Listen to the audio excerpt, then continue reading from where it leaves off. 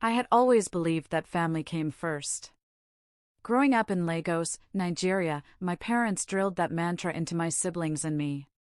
My younger sister, Adiz, was especially close to my mother.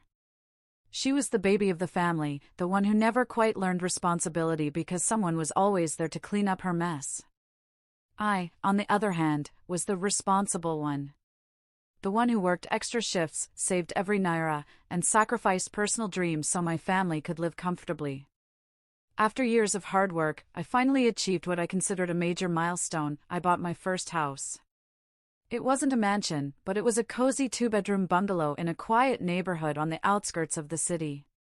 It was my safe space. The house represented independence and freedom from the constant demands of my family. For the first time, I could breathe without someone knocking on my door asking for favors.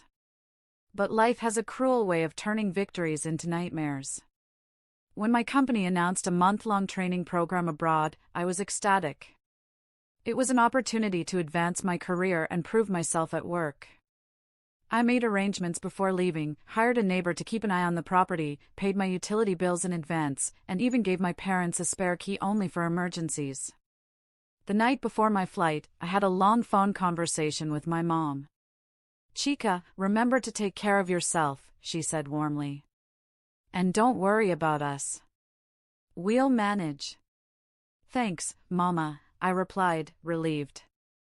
"I'll call whenever I can." What I didn't realize then was that my idea of managing and theirs were two very different things. The training went smoothly, and I returned to Nigeria filled with excitement.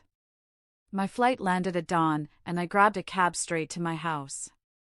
It had been a long, exhausting trip, and all I wanted was to collapse in my own bed.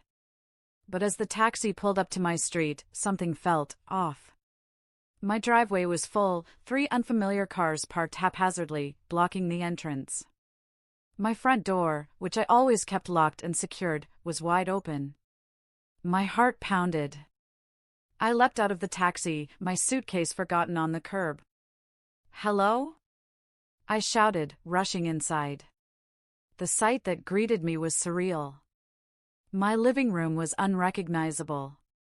The furniture had been rearranged. Empty takeaway containers littered the floor. My TV was on, blaring a Nollywood drama.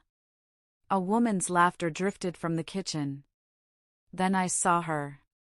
Adiz, my sister, wearing my t-shirt, her hair in a messy bun, stirring a pot of stew like she owned the place.